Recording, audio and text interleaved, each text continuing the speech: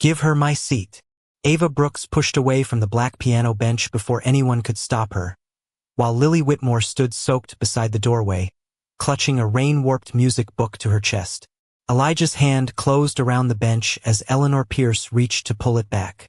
A brass tuning wrench slipped from his leather apron, spun beneath the stage lights, and stopped beside his work boot.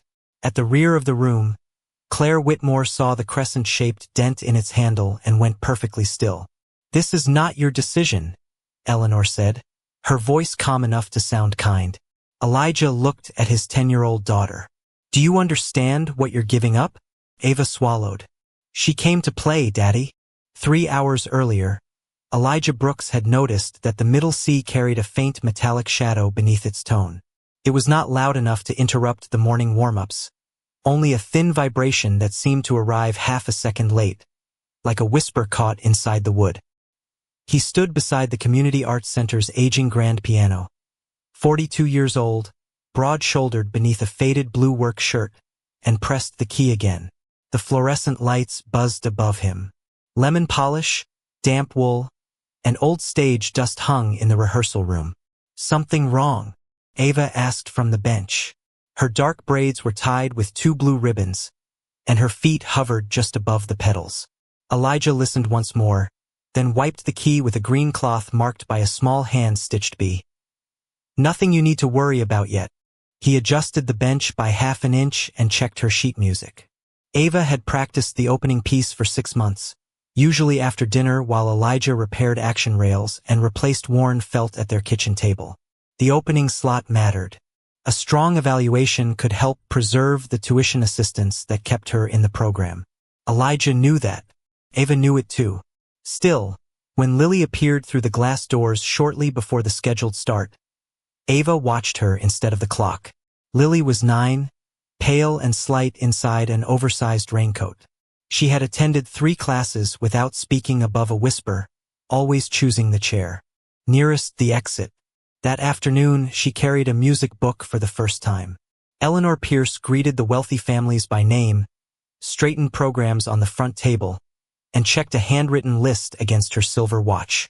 At 3:56, 4 minutes before the posted start, she drew a red line through Lily's name.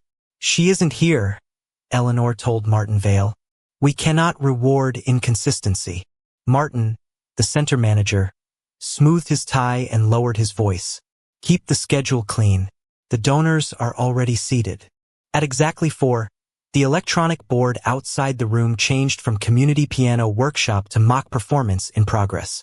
Lily came through the doors seconds later, breathing hard, rainwater dripping from her sleeves. Claire followed several steps behind, holding a closed umbrella and an unfamiliar leather briefcase. She looked like any exhausted mother arriving late, not the CEO whose foundation financed much of the building. Eleanor glanced at the wall clock. 11 minutes late. Elijah's eyes moved to the digital board, then to the red mark beside Lily's name. He said nothing. Lily's shoulders folded inward. Ava looked at her father, then at the empty space beside the piano. When Eleanor called, "Ava Brooks, opening selection," Ava walked to the bench, placed both hands on its polished edge, and saw Lily turn toward the hallway. That was when she stood. Now the room waited for Elijah to stop his daughter. A donor in a cashmere coat sighed loudly. Martin stepped closer, wearing the careful smile of a man who wanted obedience to feel like courtesy. "Mr. Brooks, generosity is admirable, but the schedule is not yours to revise." Elijah looked at Lily's wet music book, at Ava's trembling chin, and finally at the bench between them. "A rule doesn't become fair just because an adult says it slowly." No one answered. He asked Ava once more if she was certain. She nodded, though tears had gathered along her lower lashes. Elijah pulled the bench toward Lily and adjusted it low enough for her feet to rest safely. The brass wrench fell as he bent down. Claire's fingers rose to the chain beneath her collar. Eleanor moved to retrieve the wrench, but Claire spoke for the first time. "Please leave it there." Her voice was barely above a breath. On the floor, the old tool lay with the worn initials EB exposed, and beneath Martin's attendance folder, half hidden by his hand, Elijah saw the yellow corner of a service notice stamped, "Do not use for evaluation." The yellow corner of the service notice remained trapped beneath Martin Vale's attendance folder, its stamped warning visible for only a second before his palm covered it. Elijah saw the movement. Claire saw him see it. Eleanor bent toward the brass wrench on the floor, but Claire's quiet request still hung in the room. "Please leave it there. It's only a tool," Eleanor replied. "And this is still my class." The fluorescent lights hummed above them, cold and unwavering, while rain tapped against the tall windows in uneven bursts. Lily stood beside the piano with water darkening the cuffs of her coat, and Ava's empty place on the bench seemed suddenly larger than the instrument itself. Martin stepped between Elijah and the service notice with the practiced ease of a man accustomed to redirecting uncomfortable questions. His smile stayed polite. "Mr. Brooks, may I speak with you privately?" "About the piano?" Elijah asked. "About boundaries." Martin guided him 3 steps toward the side wall, not far enough to be called removal, but far enough that everyone understood who was being managed. His cologne carried a sharp cedar scent that cut through the old wood and lemon polish. He lowered his voice, though not enough to keep the nearest parents from hearing. "We appreciate what you do here. Truly. The instruments need steady hands." A woman in a cream cashmere coat glanced at Elijah's faded shirt, then at the black dust caught beneath his fingernails. Her husband, Grant Holloway, leaned toward her and murmured, "This is what happens when support staff forget the difference between access and authority." Elijah heard him. He did not turn. Martin folded his hands over the folder. "The opening slot is part of Ava's formal evaluation. If she abandons it, the record may reflect that she was unprepared." Elijah's gaze moved to his daughter. Ava stood close to Lily now, twisting one blue ribbon around her finger. "She was prepared," he said. "Then she should perform. She chose to share the time." Martin's smile tightened by a fraction. "Children make emotional choices. Adults protect them from consequences." Behind him, Eleanor drew a second red mark beside Ava's name. The pen scratched loudly across the paper. Lily saw it and stepped away from the bench. "I don't need it," she whispered. Her voice was so small that the rain nearly swallowed it. "Give it back." Elijah crossed the space before any adult could answer. He crouched, picked up Lily's damp music book, and gently pressed the warped cover flat against his thigh. "You didn't take anything from her," he said. "She gave you something." Lily looked toward Ava, then toward Eleanor's red pen. "She'll get in trouble. That is not yours to carry." The room quieted, but not with respect. It was the silence people used when waiting for someone they considered out of place to understand his position. Grant checked his watch. Eleanor adjusted the stack of programs. Martin exhaled as though patience itself were a service he was providing. "Mr. Brooks," he said, "this program survives because families trust us to maintain standards." "Whose standards?" Elijah asked. "The same ones for everyone." "Then show me the rule." Martin's eyes shifted, just once, to the folder under his hand. Claire noticed. She had moved closer to the back row, her leather briefcase resting against one ankle, her face composed but no longer passive. Her phone vibrated inside her coat. She glanced down at the message from her legal assistant. Published policy allows a 15-minute grace period during active weather advisories. Lily's electronic check-in was within the window. Claire read it twice. She did not look relieved. She looked colder. Eleanor stepped in before Martin could answer. "The issue is not merely time. Lily has demonstrated difficulty with performance readiness." Lily's fingers tightened around the edge of her music book. Elijah looked at Eleanor, then at the piano. "She hasn't played yet. We have observed her in class. Standing near the door is not a performance. And tuning instruments is not teaching children." The words landed softly, wrapped in professional concern, but several parents smiled. Ava looked up at her father, waiting for anger that did not come. Elijah only reached into his apron, removed the green cloth with the hand-stitched bee, and wiped a line of rainwater from the bench before it could soak into the wood. Then he placed Lily's music book there, carefully, as if her work deserved the same protection as everyone else's. "You can decide when you're ready," he told her. "Not them. Not me." Claire's eyes moved from the cloth to the brass wrench still lying on the floor.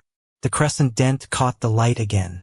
For a moment, something old and painful crossed her face, but she looked back at Martin instead. "May I see the attendance policy?" she asked. Martin turned toward her with the same courteous smile. "Parents receive that information at enrollment. Then it should be easy to show me." His fingers pressed more firmly over the folder. "This is not the appropriate time." Beneath his hand, the yellow service notice shifted just enough for one more line to appear beneath the warning stamp. "Request closed by management. Work not completed." "Request closed by management. Work not completed." Elijah read the line once, then watched Martin slide the folder shut as if the paper beneath it had never existed. He could have reached for it. He could have raised his voice. Instead, he looked at Ava, whose lower lip had begun to tremble despite the brave way she held her shoulders. "Come with me a minute," he said. They stepped into the narrow hallway outside the rehearsal room, where rain streaked the glass doors and the vending machine gave off a tired electric hum. Ava followed with her arms folded tightly across her chest. Through the wall, the piano students whispered, benches scraped, and Eleanor's voice floated above them as she tried to restart the schedule. Elijah sat on the low radiator ledge so he would not tower over his daughter. "You can change your mind," he said. Ava blinked. "But I already gave her my seat." "That doesn't mean you stopped wanting it." The hallway smelled of wet coats, floor wax, and the coffee someone had left cooling on the reception desk. Elijah rubbed his thumb across a pale crack in the leather of his apron, the same apron he had patched twice, because replacing it would mean putting off the electric bill again. "You worked 6 months for that opening," he continued. "Being kind doesn't mean pretending it didn't cost you anything." Ava stared at the blue ribbon twisted around her finger. "Will I lose my scholarship?" Elijah's chest tightened. The question was small, but it carried rent, groceries, and every late night he had spent repairing old piano actions at their kitchen table after Ava fell asleep. He thought of her mother then. Not the hospital, not the last winter, but the way she used to tell Ava that courage was not the absence of wanting something for yourself. It was knowing what you wanted and still choosing carefully. "I won't lie to you," Elijah said. "They may make this harder." Ava's eyes filled. "Are you mad?" "No disappointed." "Never." She looked through the narrow window in the rehearsal door. Lily stood alone beside the wall, her damp music book pressed to her ribs, while the other children gathered near their parents. "I saw her outside class," Ava said. "Last week, and the week before. She listens through the door." Elijah waited. "She never comes in until everyone's playing," Ava continued. "I think she thinks people can hear her being scared." Her voice cracked. "I still want my turn, Daddy." Elijah opened one arm, and Ava stepped into it. He held her without rushing the hurt away. "You're allowed to want both things," he said. "You can care about her and be sad for yourself." Ava nodded against his shirt. After a moment, she pulled back and wiped her face with the heel of her hand. "I still want her to have it. Then we'll stand by your choice." When they returned, Lily had moved farther from the piano. Eleanor was speaking quietly to Martin, who held the closed folder against his chest. Grant Holloway glanced at Elijah and shook his head as if he had just watched a man teach his child a costly kind of foolishness. "There," Grant murmured to his wife. "Now both girls lose. Sentiment always sends someone the bill." Elijah heard him. He kept walking. The brass tuning wrench still lay near the front leg of the bench. He bent, picked it up, and wiped away a thin smear of rainwater with his thumb. The old metal was warm from the lights. His initials EB were nearly gone, and the crescent-shaped dent caught against the pad of his finger. He slipped the wrench back into his apron but left the pocket unfastened. Claire watched every motion from the rear row. Her hand remained near the chain beneath her collar, though she still said nothing.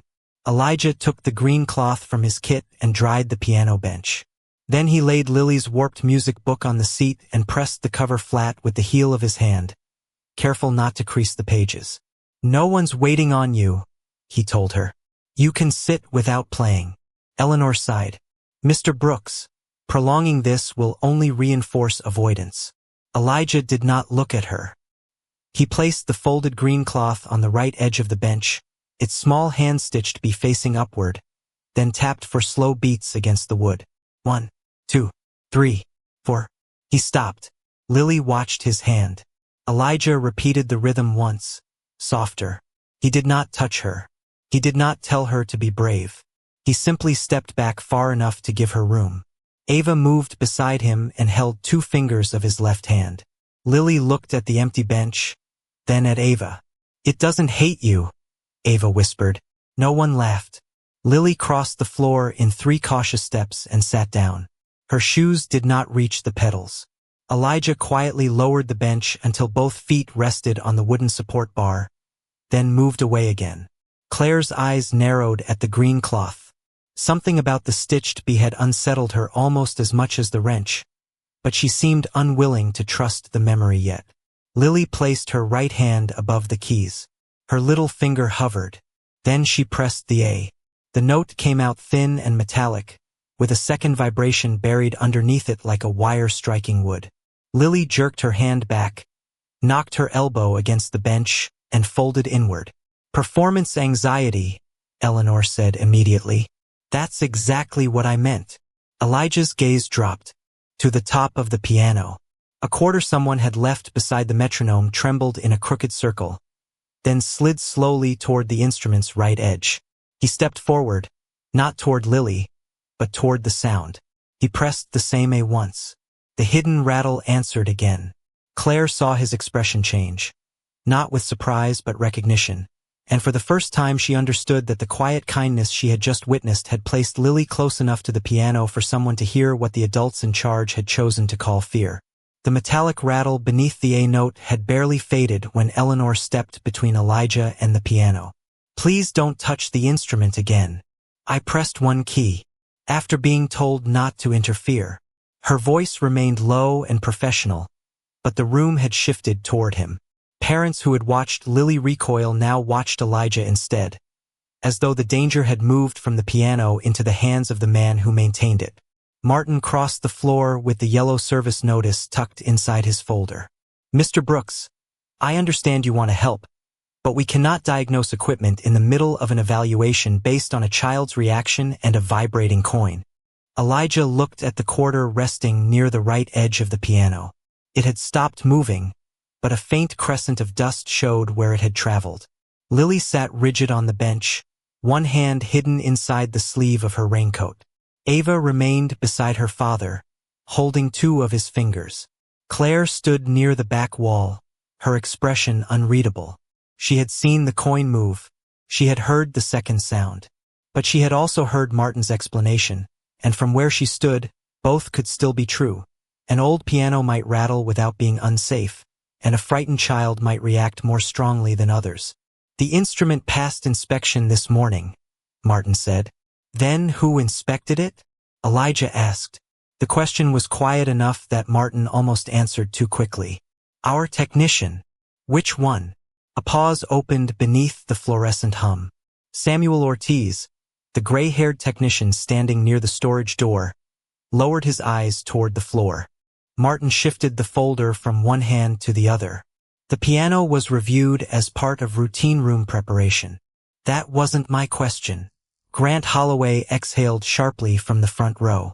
"This is becoming absurd." He heard a buzz. Piano's buzz. Elijah did not turn toward him. He pressed the A again once with 1 finger. The clear note sounded first. Then came the thin metallic strike underneath it, delayed by half a breath. Several parents heard it this time. Eleanor heard it too, though she immediately folded her arms. "Old instruments have character," she said. "That is not evidence of a hazard." Elijah's eyes moved across the room, past the piano's front leg, toward the faint scrape marks on the polished floor. For dark lines ran from beneath the instrument toward the side hallway. 3 rubber pads under the legs were dull and compressed. The 4th was pale, clean, and slightly too thick. He crouched without touching anything. Was this piano moved today? Samuel opened his mouth. Martin answered first. A few feet. For cleaning. Samuel looked at him. From the donor lounge, he said. Martin's jaw tightened. Which is a few feet beyond the partition. Elijah followed the scrape marks with his eyes. They crossed the rehearsal room, disappeared under the folding divider, then continued toward the far corridor. Ava leaned closer to him. Daddy, it wasn't there this morning, she whispered. What wasn't? That white piece under the leg. Her observation was simple, no more than what a child waiting beside a piano would notice. Elijah nodded once. You're sure? It was black before. I dropped my pencil near it. Claire watched the exchange. She did not treat Ava's memory as proof, but she looked down at the mismatched pad and then at the scrape marks. The leather briefcase beside her ankle remained closed. Her hand, however, had left the chain at her throat. May I look at the service record? She asked. Martin smiled again. Once our internal review is complete. The evaluation has already been interrupted, which is precisely why we should avoid creating conclusions in front of children. His words sounded protective, but he stepped directly in front of the wall-mounted maintenance scanner as he spoke. Elijah saw it. So did Claire. Samuel cleared his throat. I can scan the instrument tag. Martin turned. That won't be necessary. It would settle the question, Claire said. The question has already been settled. By whom? Martin looked at her more carefully now, perhaps wondering why this quiet mother carried herself like someone accustomed to being answered. By management. The room fell still again. 3 short sentences had revealed more than Martin seemed to realize. Samuel moved toward the underside of the piano before Martin could stop him. He knelt, swept a small flashlight across the frame, and found the service tag fixed beneath the bass side. Dust clung to its edges. The barcode itself was clean, as if someone had wiped it recently.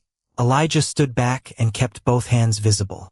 He did not reach for the scanner or tell Samuel what to do. He only asked, Can you open the full history? Samuel held his work phone beneath the tag. A soft electronic chirp sounded. The screen lit his face blue-white. His thumb moved once, then stopped. What is it? Eleanor asked. Samuel did not answer immediately. Martin stepped closer. The system occasionally displays outdated requests. That was when Claire's attention sharpened. No one had said the screen showed a request. Samuel turned the phone slightly away from Martin and read aloud. Tuning instability after relocation. Secondary metallic resonance near the middle register. Evaluation use not recommended until inspected. Lily looked at the piano, then at her own hand. Elijah's face remained calm, but something behind his eyes hardened. Date? He asked. Samuel swallowed. 6 weeks ago. A murmur passed through the parents. Martin raised one palm. As I said, outdated. The matter was resolved during room preparation this morning. Samuel scrolled lower. There's no technician completion entry. Administrative closures happen all the time. Not under my name. Martin's eyes flicked toward the phone. It was small, quick, almost invisible, but Claire caught it. Elijah did too. Claire stepped closer, though she still did not identify herself or defend Elijah publicly. Who submitted the original request? She asked. Samuel looked at the record. I did. And who closed it? Martin's smile disappeared for the first time. Samuel turned the screen toward the light. The line at the bottom was short enough for Elijah to read from several feet away. Closed by management account veil. Work not completed.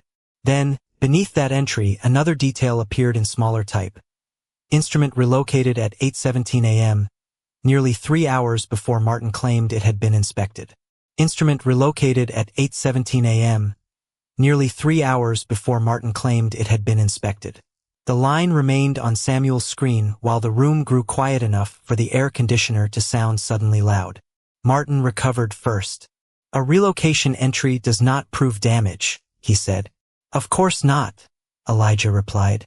But it tells us where to start. Martin turned his professional smile toward the parents. We will suspend the evaluation and address this privately. Privately? Claire asked. To avoid unnecessary confusion. The children were evaluated publicly. Martin's fingers tightened around his folder, but his tone stayed measured. Mrs. Whitmore, I assure you, management will follow procedure. Claire did not answer.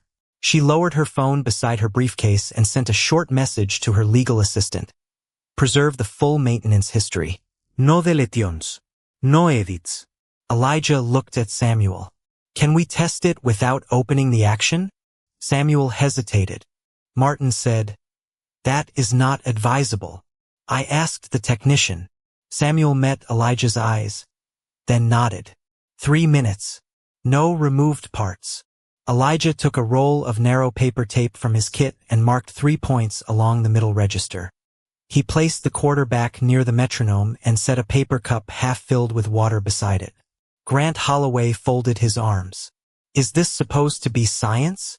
Elijah adjusted the bench and sat without looking at him. It's supposed to be repeatable. He played 3 short clusters, each no louder than a speaking voice. The first sounded clean. The second carried a faint shimmer. The third released the same metallic strike Lily had heard, and the water in the cup rippled toward the right side while the quarter crept across the polished lid. Samuel leaned closer. Eleanor stopped tapping her pen. Elijah played the sequence again. The same note produced the same hidden rattle. Could be age, Martin said. Could be the room. Then it should follow the room, Elijah replied. He moved the cup 6 inches left and repeated the test. The ripple still pulled right. He crouched beside the piano and examined the legs without touching the strings. The new white pad under the front corner compressed unevenly. One caster had not been locked after the morning relocation, allowing the instrument's weight to twist against the frame. Elijah pointed with the end of his pencil. There. Samuel knelt beside him. Loose will lock. And the middle section took the strain when they dragged it. Can you correct it? Samuel asked. Elijah looked toward Lily before answering. She sat beside Ava now, holding the green cloth in both hands as though it were something steady. Enough to test safely, he said. Martin stepped forward. I cannot authorize an informal repair during a scheduled event. Then authorize the test, Claire said. Or explain why the instrument was used after a written warning.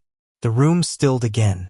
Martin glanced toward the parents and understood that refusal would now look worse than permission. Proceed under Mr. Ortiz's supervision.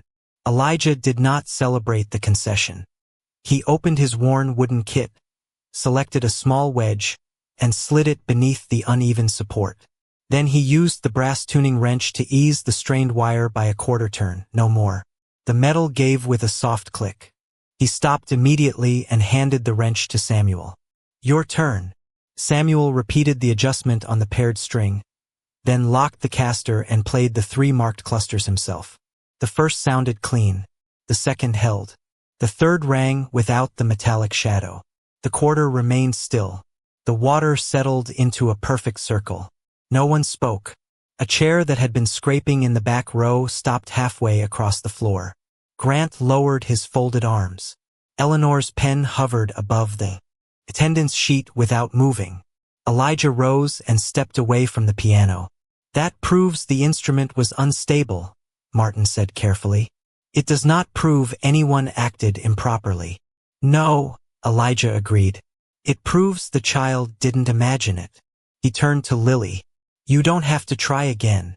Lily looked at the key, then at Ava. Ava gave one small nod. Lily pressed the A. The note came out clear. Her hand stayed where it was. Then she pressed the next key. A second clean tone followed.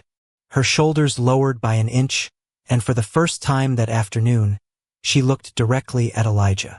Claire slowly placed her phone on top of her closed briefcase, the recording still running.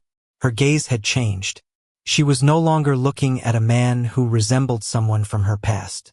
She was watching a man refuse to use proof as a weapon, even after the room had used suspicion against him.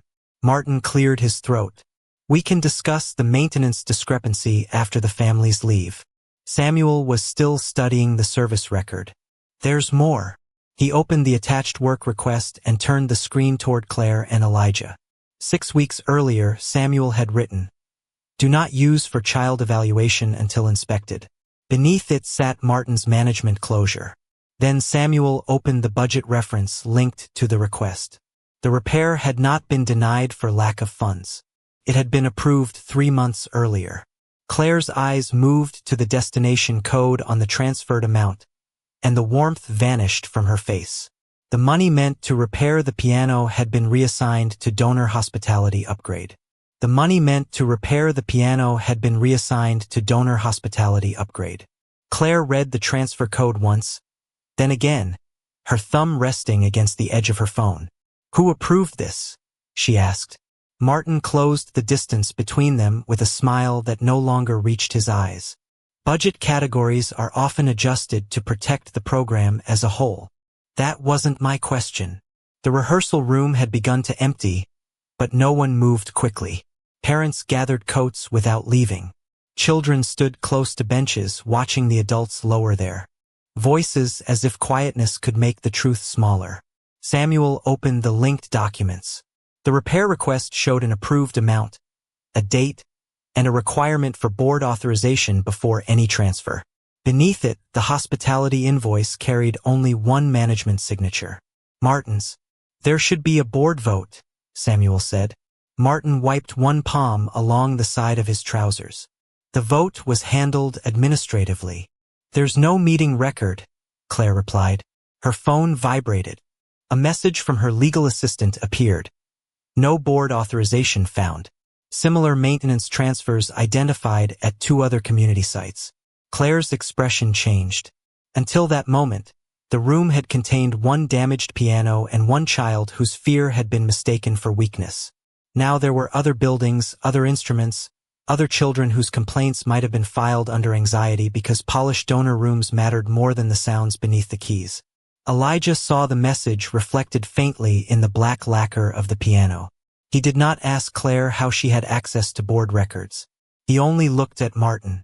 "How many times?" Martin straightened. "Mr. Brooks, you are drawing conclusions beyond your role. How many instruments were kept in service after a warning? This conversation is no longer appropriate in front of families. It became appropriate when children were evaluated on equipment management knew was unstable." Martin's jaw tightened. He turned toward Eleanor. "Please take the students to Studio B." Eleanor gathered the attendance sheets too quickly, and one loose page slipped to the floor. Ava bent to pick it up before Elijah could stop her.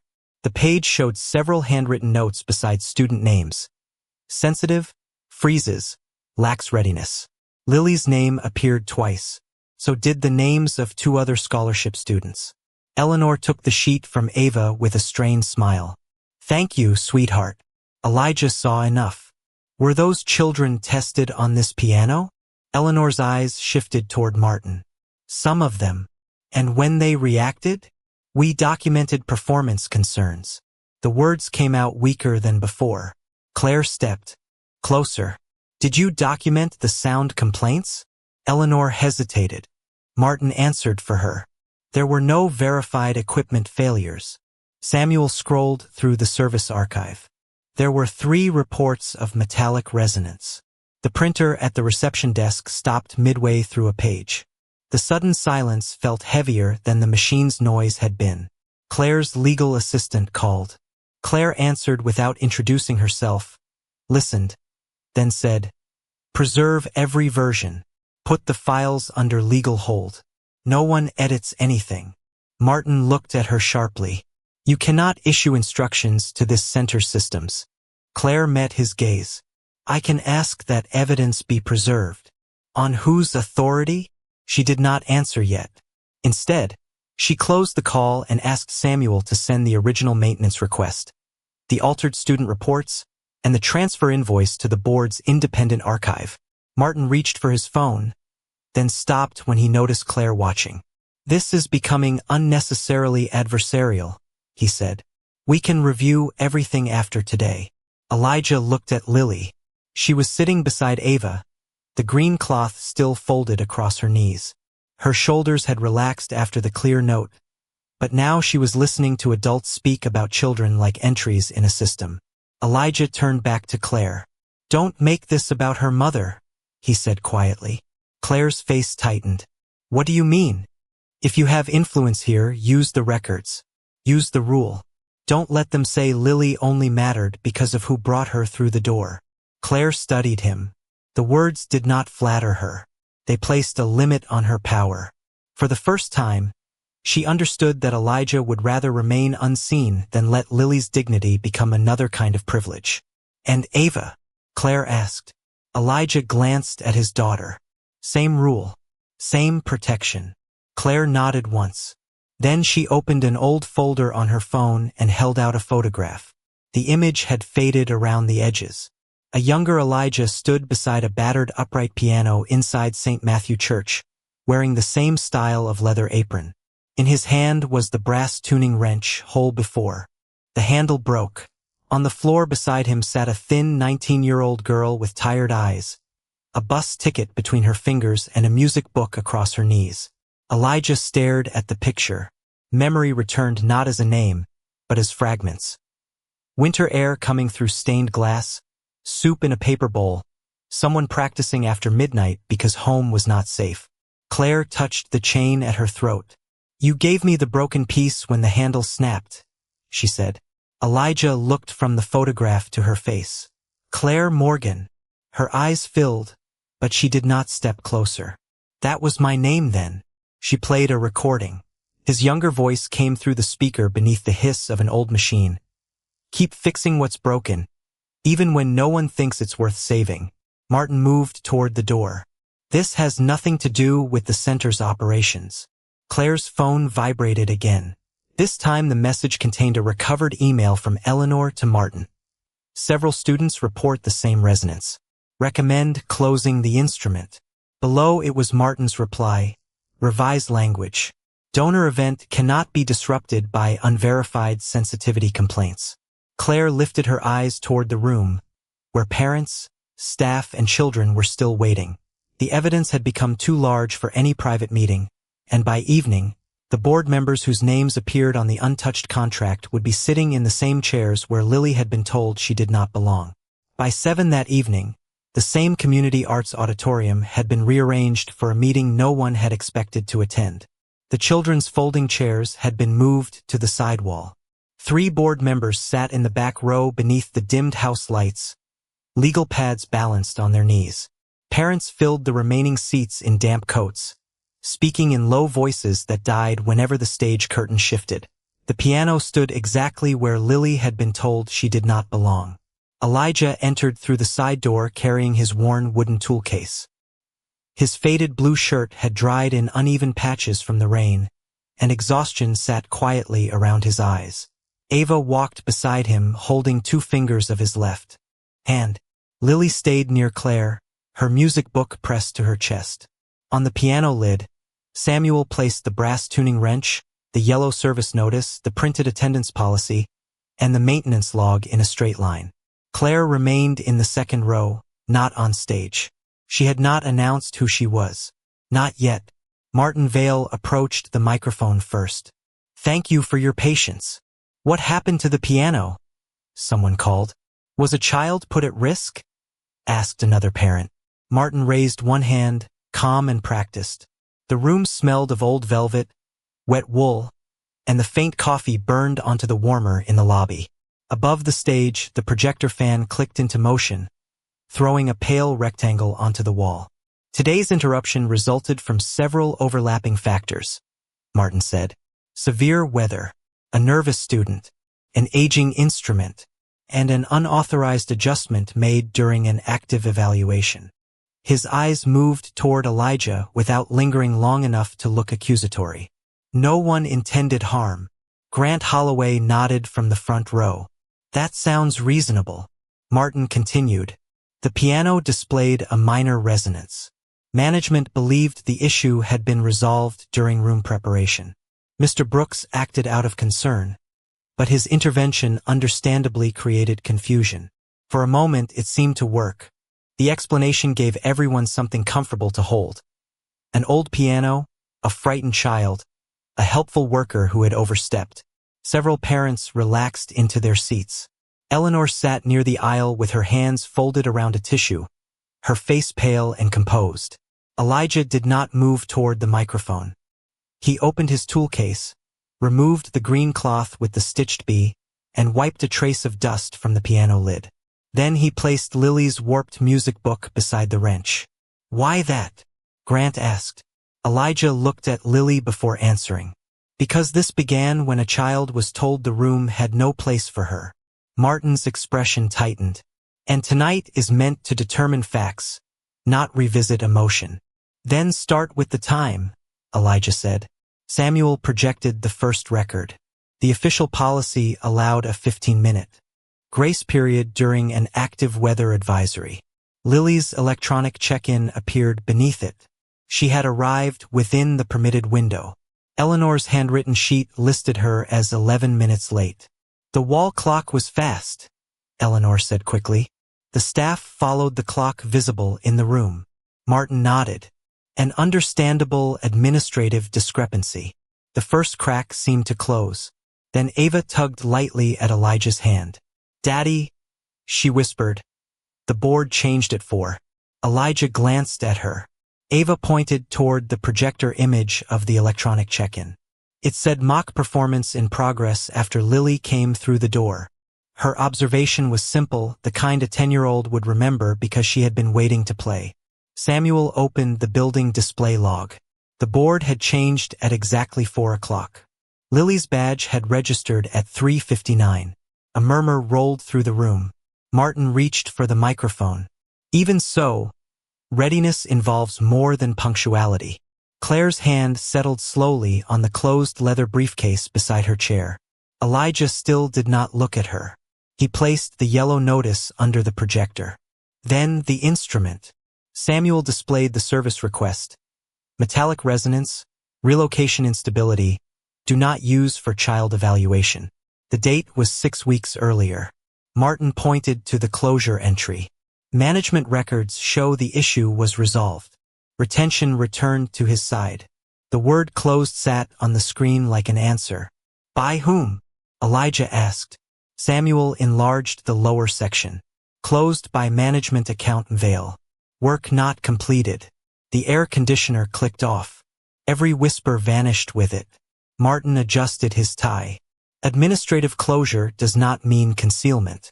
Funds had to be redirected to protect the center's donor relationships. Without donors, there is no community program. Grant turned toward the board. "That is how nonprofit institutions survive." Several parents nodded again.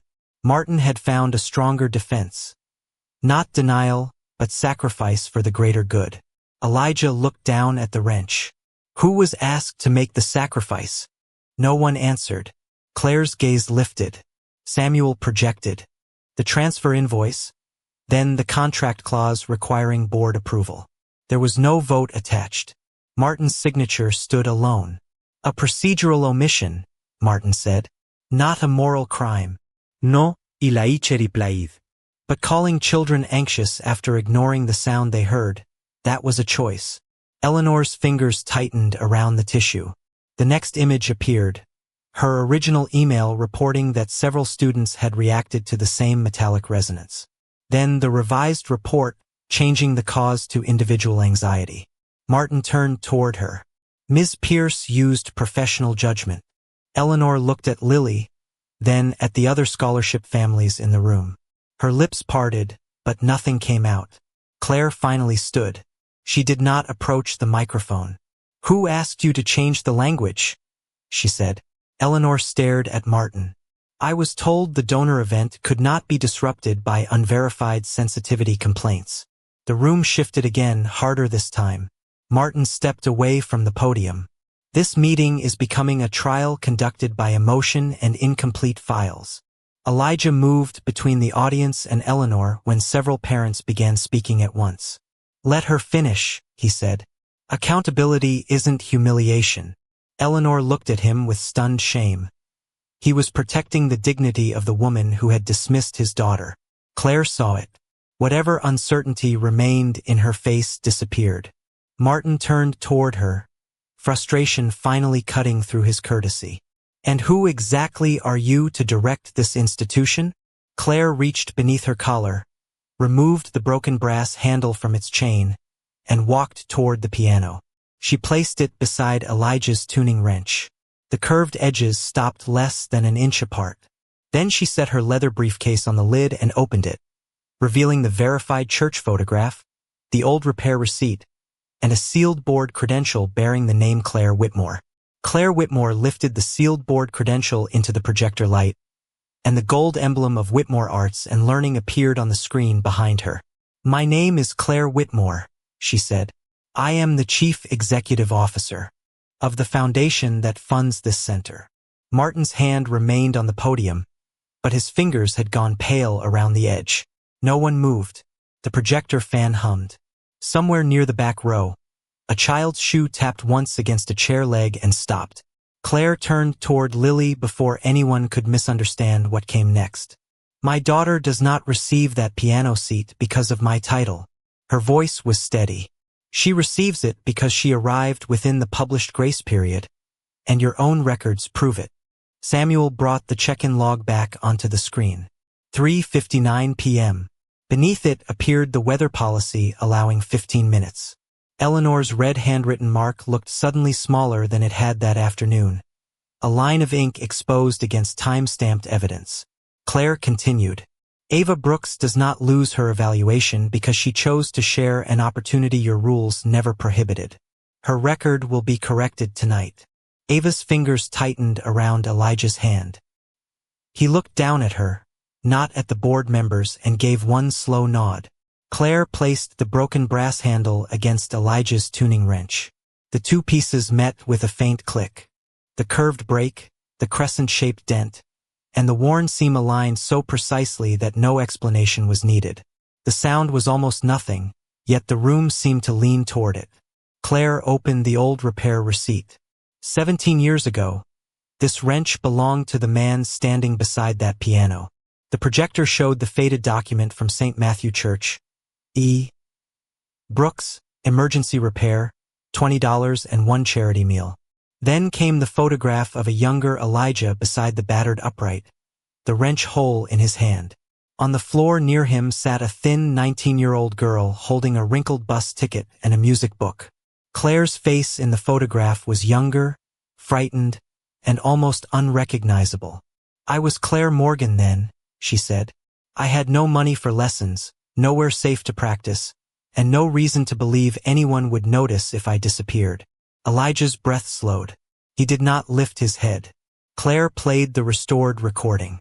Static filled the auditorium, followed by the distant clatter of church dishes and Elijah's younger voice.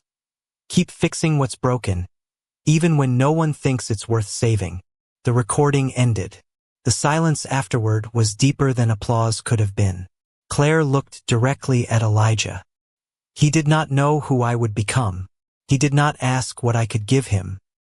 He repaired the piano, saved me a plate from the charity dinner, and left the practice room open after closing because he understood that dignity is sometimes the first safe place a person is given."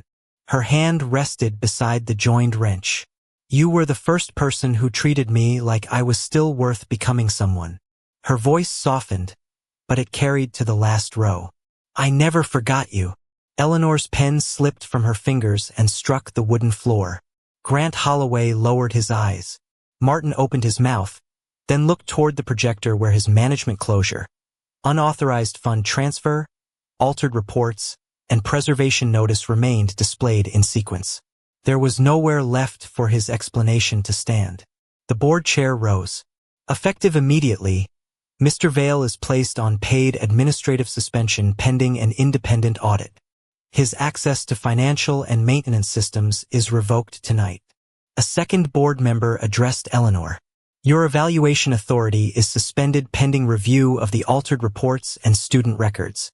Claire added nothing vindictive. She only requested that every affected family receive written notice, that no record be deleted, and that all children evaluated on the piano be offered a new assessment without penalty. Martin's folder slid from his hand and struck the stage with a dull slap. He did not bend to pick it up. Elijah stood beside Ava, shoulders still, face tired rather than triumphant. When the board chair asked whether he wished to speak, he looked toward Lily. "Give the children back the room," he said. He lifted the bench with both hands and set it before the piano. Then he brought a second bench from the side wall and placed it beside the first. "You don't have to play," he told Lily. Ava looked at her. "Just 4 measures?" Lily held the warped music book against her chest, then slowly set it on the stand. "With you," she whispered. The 2 girls sat. Ava counted under her breath. Lily pressed the A that had frightened her before. It rang clear. Then came a second note and a third. No one clapped. No one dared break the fragile courage taking shape beneath the warm stage lights. Claire stood beside the joined pieces of brass, watching Elijah step away from the piano so the children could be seen.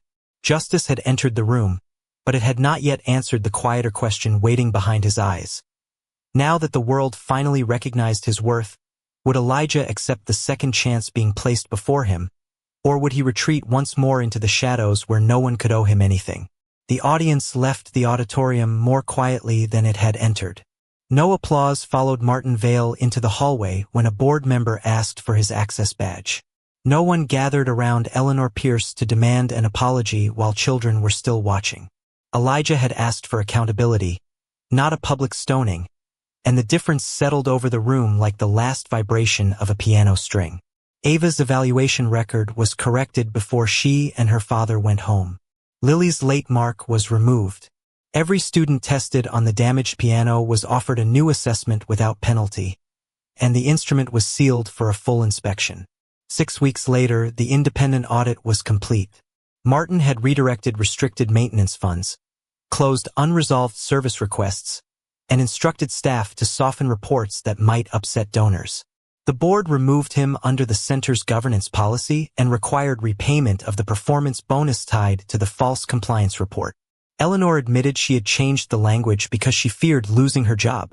She was stripped of scholarship authority and given a choice: resign or remain under a year of supervision, complete equity training, and apologize privately to the affected families. She chose to stay. When she met Elijah in the empty rehearsal room, her hands were folded so tightly that her knuckles had gone white. "I was wrong," she said. Elijah did not tell her. It was fine. It was not. He looked toward the piano, now repaired and resting on 4 matching pads. "Then make sure the next child doesn't pay for your fear." That was the boundary. That was the second chance. The center changed in ways that could be measured, not merely promised. Maintenance logs became public. Technicians could close unsafe instruments without management approval.